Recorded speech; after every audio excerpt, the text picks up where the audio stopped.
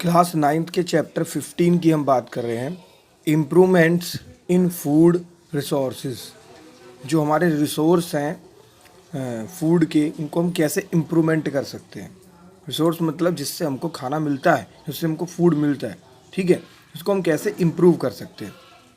तो इस चैप्टर में उसी के बारे में बताया हुआ है, ठीक है। यहाँ पे लिखा हुआ है स्टार्टिंग में, we know that all living organism need food. Food supply protein, carbohydrates, fats, vitamins and minerals, all of which we required for body development, growth and health। यानी कि हम सब जानते हैं, we know that the all living organism need to food. यानी हम सब जानते हैं जितने भी जो जीने वाले ऑर्गेनिज्म हैं, जो जीवित चीज़ें हैं, उनको हमको क्या चाहिए, फूड की ज़रूरत होती है। और फूड जो हमको क्या क्या देता है, प्रोटीन देता है, कार्बोहाइड्रेट्स देता है, फैट्स देता है, विटामिन देता है एंड मिनरल्स देता है। All which we required for body development growth. यानी कि जो भी हमारी बॉडी को डेवलपमेंट करने के लिए, ग्रोथ करने के लिए और हेल्थी रहने के लिए, यानी हेल्थ के लिए जो जो चीज़ों की रिक्वायरमेंट होती है वो हमको फूड प्रोवाइड करता है। Both plant and animal are major source of food for us. यानी यहाँ पे लिखा हुआ है बोथ, मतलब दोनों, प्लांट एंड एनिमल। यानी प्लांट भी हमको फूड देते हैं एंड एनिमल्स भी हमको फूड देते हैं। अब एनिमल्स कैसे देते हैं, हालांकि मुझे लगता है हमको नहीं देते, तो कुछ लोग बाग तो खा ही लेते हैं भाई, ठीक है, तो वो एनिमल्स उनको भी फूड देते हैं। तो we obtain most of food from agriculture and animal husbandry. यानी ज़्यादातर जो हमारे फूड हैं वो एग्रीकल्चर से आते हैं या पशुपालन से आते हैं। पशुपालन मतलब जो हम एनिमल्स को पालते हैं, ठीक है, उसको एनिमल हस्बेंड्री कहते हैं, ठीक है। तो we read in newspaper that effort are always being made a improve prediction from agriculture and animal husbandry। यानी हम न्यूज़पेपर में पढ़ते हैं कि जो हमारा ये पशुपालन है या हस्बेंड्री, जिसको आप बोलते हैं एनिमल हस्बेंड्री, ये हमारा एग्रीकल्चर का जो हमारा प्रोडक्शन है, इसको इम्प्रूव करने के लिए रेगुलर क्या हो रही है, मेहनत हो रही है। Why is the necessary, why we can not make do the current level of protection. यानी कि इसकी क्या ज़रूरत है, पहली बात तो, और जो प्रेजेंट में जो हमारा प्रोटेक्शन हो रहा है, क्या हम उसमें अपना मतलब पालन पोषण कह सकते हो, निर्वाह नहीं कर सकते। देखिए, India is very populous country, मतलब बहुत ही ज़्यादा, आप पता ही आपको, बहुत सारे इसमें पॉपुलेशन ज़्यादा है इसकी, बहुत ज़्यादा लोग बाग रहते हैं। Our population is the more than 1 billion people. यानी हमारी जो पॉपुलेशन है वो 1 बिलियन से ज़्यादा, यानी कितनी है भला, 1.30 बिलियन, ठीक है।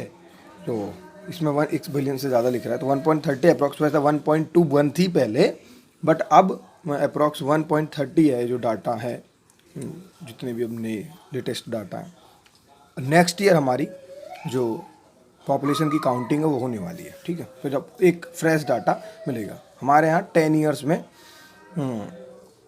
काउंटिंग होती है, ठीक है। तो यहाँ पे कह रहा है India is very populous country, our population is more than 1 billion people and it is still growing.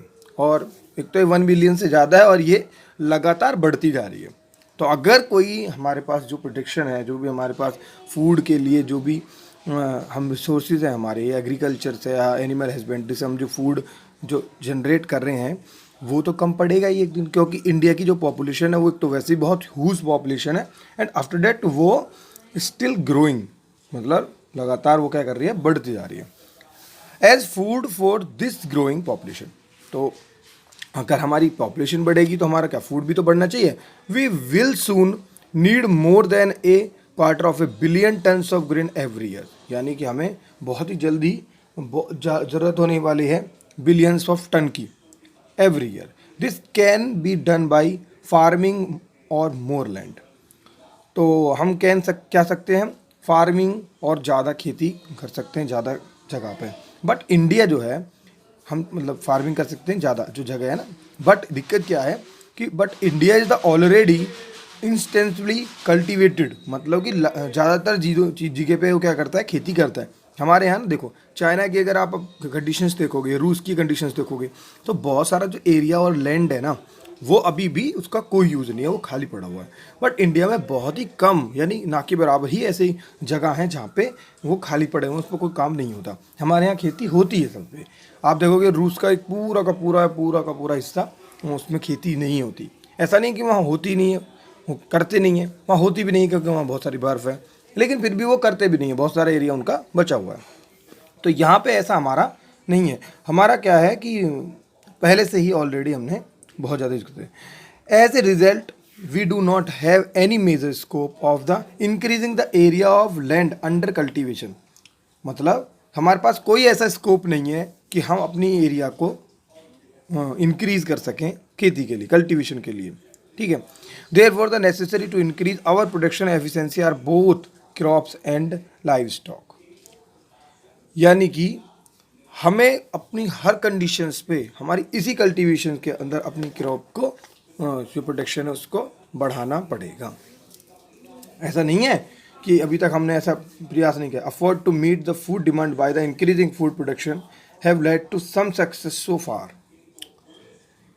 यानी कि हमने जो इसकी इंक्रीज करने के जो क्या बोलते हैं प्रोडक्शन को इंक्रीज करने के जो प्रयास करे हैं वो क्या हुए हैं, सक्सेस भी हुए हैं। We have had the green revolution, जैसे कि हमारा एक हरित क्रांति कहते हैं जिसे हम हिंदी में, ग्रीन रेवोल्यूशन आया तो उसकी वजह से which contribute the increase food grain production, उसने क्या करा, बहुत कंट्रीब्यूट किया, बहुत कुछ मतलब उसकी वजह से बहुत कंट्रीब्यूट हुआ इसको बढ़ाने में। We have also had the white revolution या श्वेत क्रांति, यानी कि हमने एक वाइट रिवॉल्यूशन देखा था तो जिसकी वजह से दूध से रिलेटेड कहते हैं। Which has led the better and the more efficient use as well availability of milk.